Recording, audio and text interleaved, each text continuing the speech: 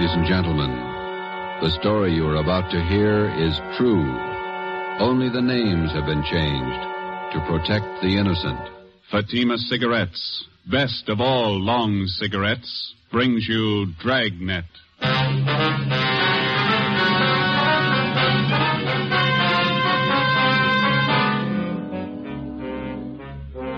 You're a detective sergeant. You're assigned to homicide detail.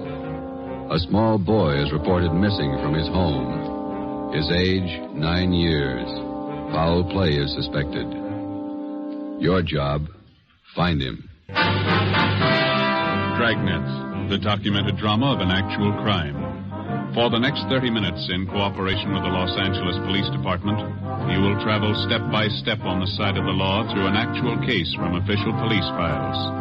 From beginning to end, from crime to punishment, Dragnet is the story of your police force in action. It was Thursday, December 22nd. It was cold in Los Angeles. We were working the night watch out of homicide. My partner's Ben Romero. The boss is Thad Brown, chief of detectives. My name's Friday. I was on the way into work, and it was 3:55 p.m. when I got to room 42. Homicide. Hi, Joe. Ben, what's doing? Oh, pretty quiet. How's your mother? Well, that cold's still hanging on. Bad cough. Doc says nothing serious. My kid's got the same thing. Must be some kind of a virus going around. Yeah. Is that a new suit you got on? Oh, yeah. Ma figured I needed one. Let me see. Oh, yeah, that's a nice shade of blue. Where'd you get it? Quincy's down in South Fig. Look okay? Turn around. Right. Oh, yeah, that's a good fit. Did you get all the reports on the Webster case yet? Yeah, all taken care of. Let me get it. Homicide, Friday. Well, this is Levinson, Unit 113J. Got something for you. Yeah, Harry, what's doing? Doherty and I are out here on Collis Avenue, 4656. Trying to track down a 9-year-old boy. What's the story? The kid's missing. Suspicion of foul play. How long has he been gone? About 2 hours. Looks like a job for homicide. How do you figure? Kid was last seen playing in the backyard of his home. Yeah? We checked over the yard. Find anything? Bloodstains, lots of them. They look new. Ben and I left a message for Chief of Detectives Thad Brown. Then we went over to the crime lab, picked up Lieutenant Lee Jones, and drove out the Arroyo Seco freeway to Collis Avenue. It was an average neighborhood. Number 4656 was a one-story green stucco residence situated on the corner of Collis Avenue and Harrison Drive. Beyond the backyard was a tract of undeveloped land covered with scrub oak. Harry Levinson from Highland Park Juvenile was waiting for us in front of the house. Back this way, fellas. I'm coming, Lee. Wait till I get my bag. Okay. Who notified you that the boy was missing, Harry? The mother said she went out to do some Christmas shopping about 11 this morning, left the boy home. She came back about 2 this afternoon. He was gone. What's the name? Johnstone. Kid's name is Stanley, 9 years old. Mm-hmm. Was this gate open like this when you got here? Oh, yeah, I haven't touched the thing. Here are the stains over here, Lieutenant Jones, along the edge of the walk, see? Yeah. Let me see. Quite a few stains, huh? Looks like it might be blood. I'll try some benzodine on these spots here. Yeah, there we are. See what happens? Where's the kid's mother now, Harry? In the house. Doherty's talking to her. Did you talk to any of the neighbors? People next door. One's on this side. They couldn't tell us anything. There it is, fellas. Yelly? These spots I covered with benzodine, they're turning blue. Bloodstains, all right. Can't say definitely whether it's human or animal blood. Mm-hmm. You have to go back to the lab to run it through? Yeah, biological precipitin test. Hand me one of those glass vials from my bag, will you? Yeah. Okay, here you are. Thanks. Scrape some of these flakes off for a test. There we are. How soon can you tap the blood for us, Lee? Precipitin test won't run more than 20 minutes. It'll take 3 or 4 hours to run a blood grouping, though. That's it. Anything else you want to check? Levinson, anything else? Oh, right here, my handkerchief. Empty shell. That marker over there by the rose bush, that's where I found it. From a 22, huh? Yeah. Might tie in, might not. Mark it and dump it in this envelope, will you? Oh, yeah. Shell. There you go. Did you get out a missing broadcast on the boy, Harry? Doherty did about half hour ago. Oh, here's a description here. Mm-hmm. Thank you. Mother know about the bloodstains? No, we didn't tell her. She's worried enough already. And she has no idea what might have happened to her boy? No more than we do. She checked all her friends, relatives. We're covering the neighborhood. No trace so far. Not much to go on. Bloodstains, empty cartridge. Could mean 100 things. Any ideas, Friday? Yeah, just one, and I don't like it.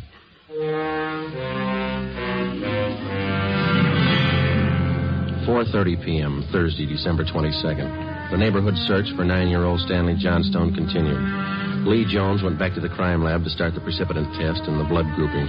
Levinson and his partner Doherty from Highland Juvenile stood by. We called Chief of Detectives Thad Brown, and he ordered up a special detail to aid in the search for the missing boy. Ben and I questioned the boy's mother, Mrs. Ruth Johnstone, a woman in her early 40s. She seemed fairly calm under the circumstances. Miss Johnstone, is your boy Stan in the habit of wandering off without telling you where he's going? No, he's not in the habit of wandering off, but he has done it before. When was the last time, Miss Johnstone? You don't have any children, do you, Sergeant Friday? No, I'm not married. Well, there comes that time in every young boy's life when he feels that it's time to leave home, to go out on his own.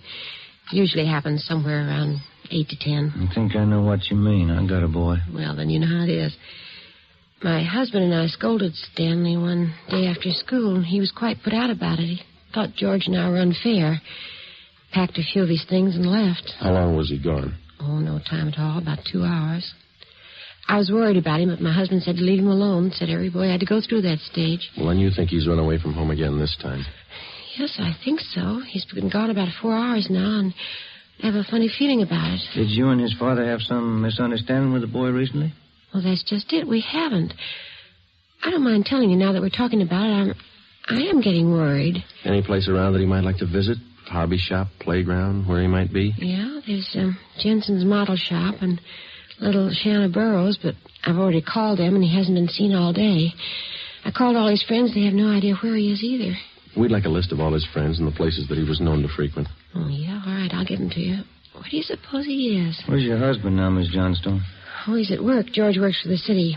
He's a fireman. What house is he stationed at? Engine Company 12. He's working the A platoon. He'll be home tomorrow morning. I haven't told him that Stanley's gone. Was there any chance that the boy might be down at the firehouse with his father? No. No, he seldom goes down there anymore. No, I don't think he's there. I'm awfully worried. May I call my husband? Certainly. Go right ahead.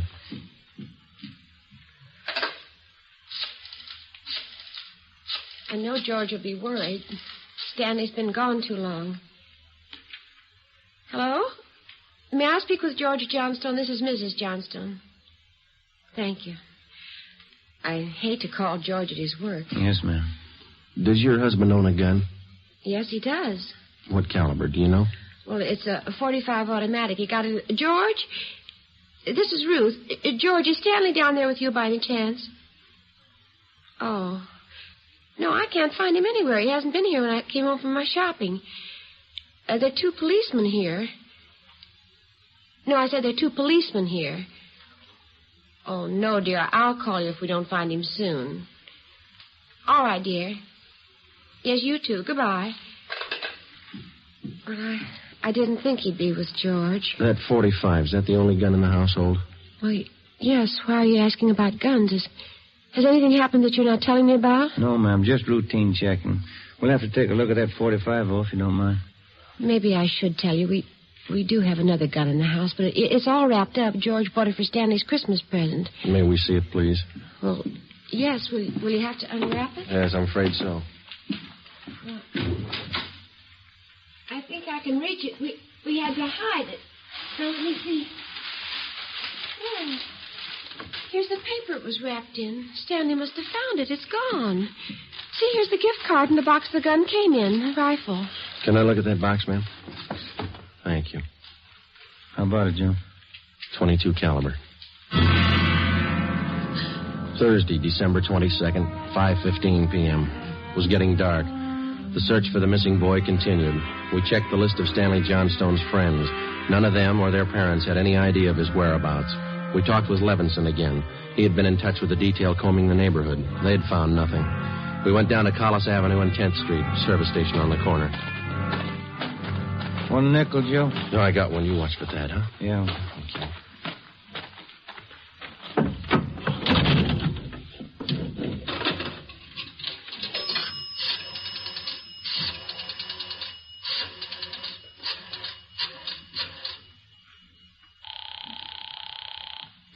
City Hall. 2667, please. 2667.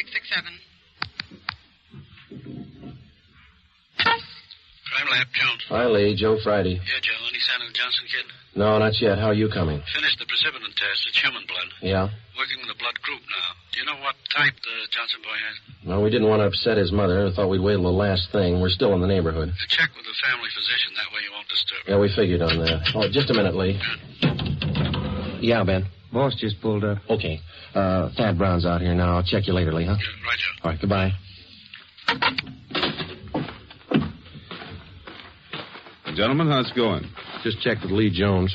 Yeah, I know. It's human blood. What do you think? We talked with the boy's mother, Miss Johnston. Found a gun missing. Yeah. Caliber's the same as the empty casing that Levinson found. 22. You said the gun was missing. Yeah, the Johnstones were going to give it to the boy as a Christmas present. They had it hidden, but it's gone now. Any idea who took it? Well, they left the Christmas wrapping behind. I think it was the kid. 22 rifle, huh? 9-year-old boy. When are they going to learn? First, it's carbide cannons on the 4th of July. The city issued ordinance after ordinance, but a few thousand kids around the country had to lose their eyes, fingers, hands before the parents gives us their full cooperation to outlaw them. I know what you mean. Sure you do. You and every other cop in the country became the heavies trying to clamp down on them. It's always the same story. This time it's guns for Christmas. I know what you're thinking, but we're not sure yet. Listen, Friday, there's a city ordinance against giving a gun to a kid. You know that? Yes, I know that. There's a missing boy and a missing gun. There's blood on the ground and an empty shell. That's enough for me. We're going to stay with it. Something's got to break. Yeah. I hope it's not the hearts of that kid's parents. Oh, hi, Chief. I've been looking for you, Friday. What do you got, Harry? Found a gun. New 22 rifle. Strong smell of cordite. I'd say it's been recently fired. Where'd you find it, Levinson? Back up there in that scrub oak. Up behind the Johnston house. Mrs. Johnstone identified it. Buckley took it down the crime lab. Thanks, Harry. Is Miss Johnston okay? Pretty sick now. Kilby came up with something else. What's that? There's another one missing. An 8-year-old boy. 6:30 p.m. We talked with Officer Kilby about the other missing boy. He told us that his name was Stephen Moorheim, 8 years old. His family had just moved into the neighborhood, and it seemed that no one besides the Moorheim family knew that the boys played together.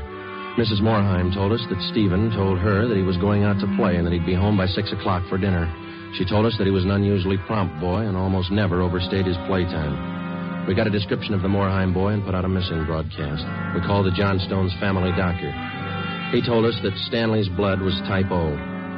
At 7 p.m., we talked again with Mrs. John Moorheim. Are you sure Mrs. Johnstone doesn't know where the boys are? She has no idea, Miss Moorheim. This is terrible. It's just awful. I feel there's more to this thing. Something you're not telling me. Well, there's no use to upset you until we know a few things for sure. Then you are holding back something. Now, please try not to worry, Ms. Moorheim. There are certain questions we'll have to ask, routine questions in any kind of investigation. Is there anything else you want to know? Yes, ma'am. What is your boy's blood type? That's a funny question. Do you think anything's happened to him? Have you found him and you're not telling me? No, ma'am, we haven't found him. We don't think anything's happened to him. His blood type. Yes, ma'am. I think I have it written down in Stevie's baby book. Yes, here it is. Type O. Thank you. Wonder if I might use your phone, please? Yes, of course. It's in the hall. Be right back, ma'am. Yeah, okay.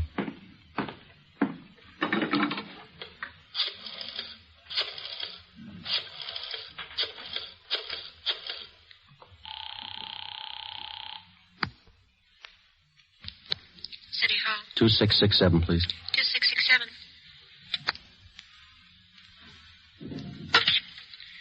Crime lab, Pinker. Hello, Ray. This is Friday. Lee there? Just a minute, Joe.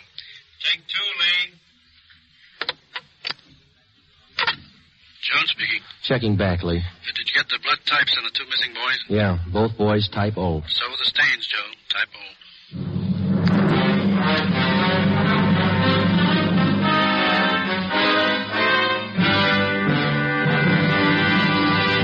You are listening to Dragnet for the solution to an actual case from official police files.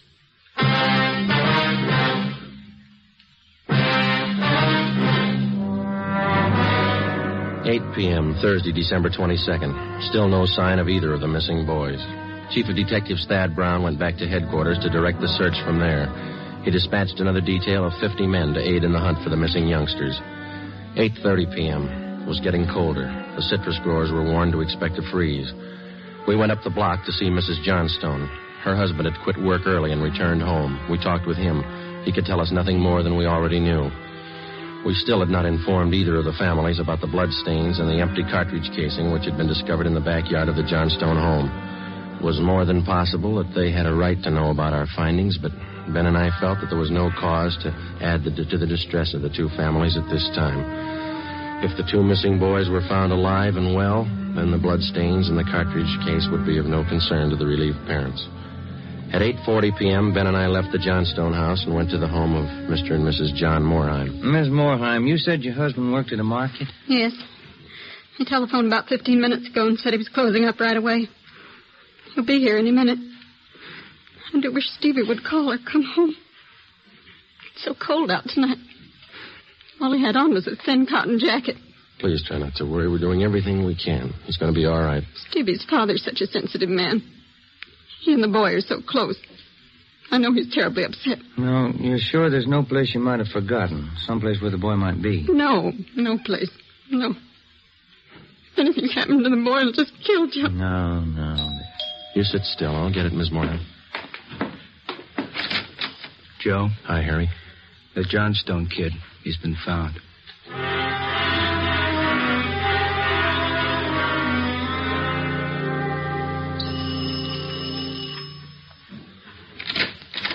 Oh, he's home, Sergeant. He's come home. Thank God he's all right.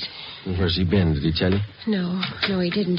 His clothes were all dirty, and he's acting strange. I've never seen him like this. How do you mean, Miss Johnston? Well, he just came in the front door and said, "Hello, Mom," and then he sat down in a chair and stared at the floor. He won't talk to his father or me. Do you mind if I talk to him? No, go ahead.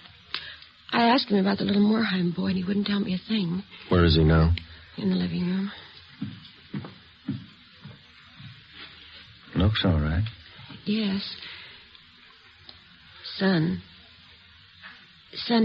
this is a police officer. He wants to talk to you. Now, don't be afraid, dear. He only wants to ask you some questions. Son. You see, Sergeant? Stanley, come on, look at me, son. Get your head up, youngster. Come on, now that's better. I had your mother pretty worried, you know that? You want to tell us where you've been? I wish you'd try to get him to eat a little something. Do you hear that, son? Want something to eat? Stanley, there's another little boy up the street who hasn't come home. Do you know where he is? His father and mother are worried about him, too, just like your folks were. You've got to help us find him, son. I killed him. I killed Steve with the .22. We were only playing. But I killed him. How do you know you killed him? Maybe he's only hurt. Now, isn't that it? No, he's dead. I know he's dead. The gun went off. We forgot we put bullets in there. Where is he, Stanley? I hid him. I was scared. I didn't want anybody to find him. Where did you hide him, son? In a cave up on the hill.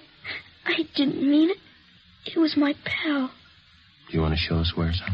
Yes, I'll show you. Please don't send me to jail. 9:15 p.m., Thursday, December 22nd. 9-year-old Stanley Johnstone led the way up the hill behind the backyard of his home. He showed us the wagon he moved the body in. His father came along with us. About 50 feet from the crest of the hill, the boy pointed to a thicket of scrub oak. There we found a small cave holding the body of Stephen Moorheim. There was a single bullet wound in his chest just below his heart. He was dead. We covered the body. Stanley, how did it happen? I knew my folks were going to give me the gun for Christmas. I knew where it was, and I got it. There was a box of bullets with it. Were you pointing the gun at Stephen? No, sir. No, sir, I wasn't. It was Steve's turn to play with it.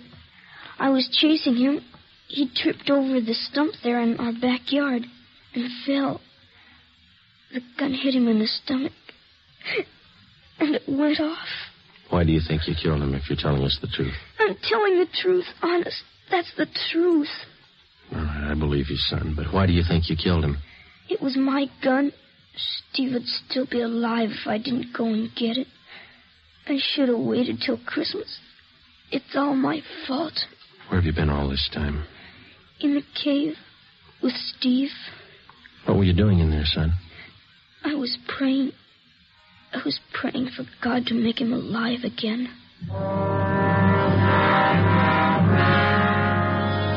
After a thorough investigation, Ben and I were convinced that the shooting of Stephen Morheim was accidental.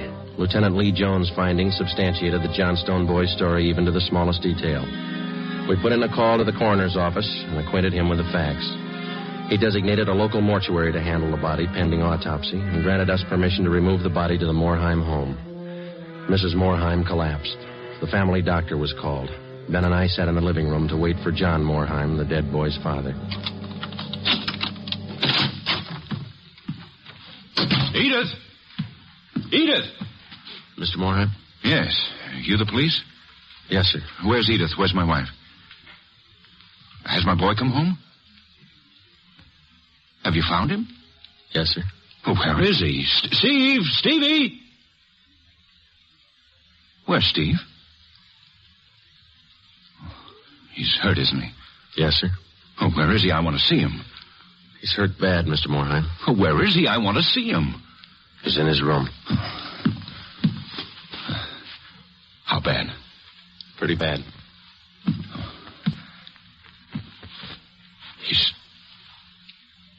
He's dead. All right, if I go in. If you want to. Will you go with me? Sure. Don't make it any harder on yourself, Mr. Morheim. I want to see my boy. Stevie. Mr. Morheim. Stevie.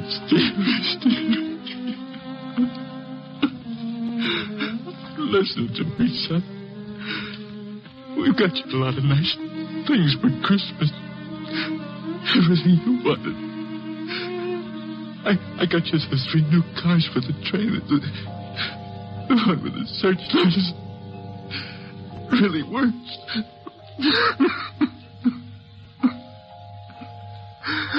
Son, you got that new switch you wanted to, and a lot more track.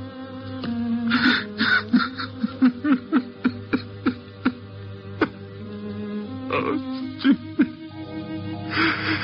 Now you can have a big layout. You know that new baseball that you saw? Well, I got it for you. Steve. That cowboy outfit you wanted, I got that too. Mr. Morheim.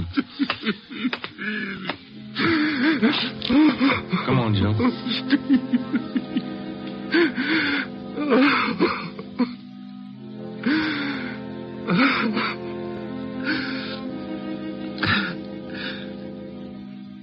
What happened?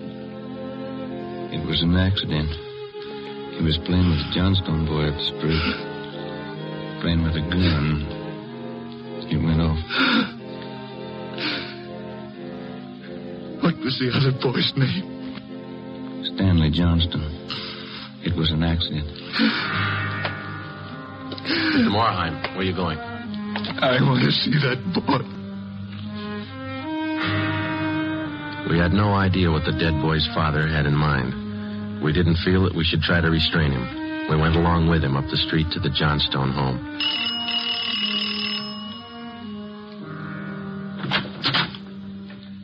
I'm Stevie's father.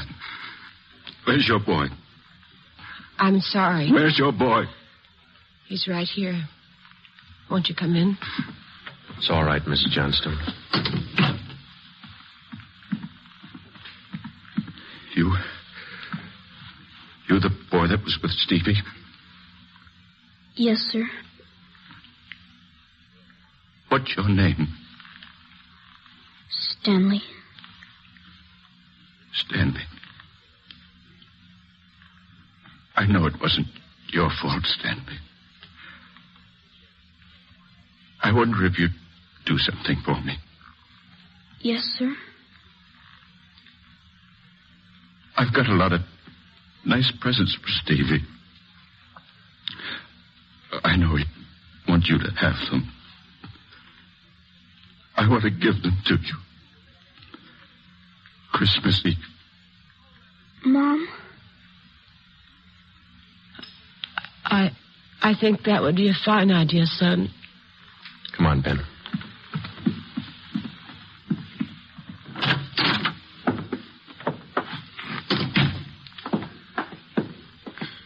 Well, what does it all prove, Joe?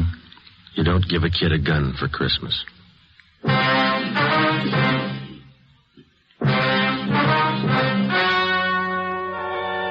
The story you have just heard was true. Only the names were changed to protect the innocent. On December 24th, 1948, a coroner's inquest was held in the county morgue, city and county of Los Angeles, state of California. In a moment, the results of that inquest.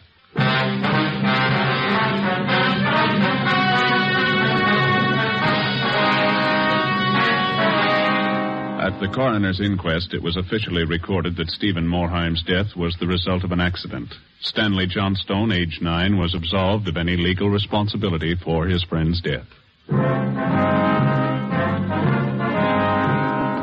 You have just heard Dragnet, a new series of authentic cases from official files. Technical advice for Dragnet comes from the Office of Acting Chief of Police W.A. Wharton, Los Angeles Police Department. Dragnet honors Hennepin County, Minneapolis, state of Minnesota, and the men of the Hennepin County Sheriff's Office, another of America's great law enforcement agencies.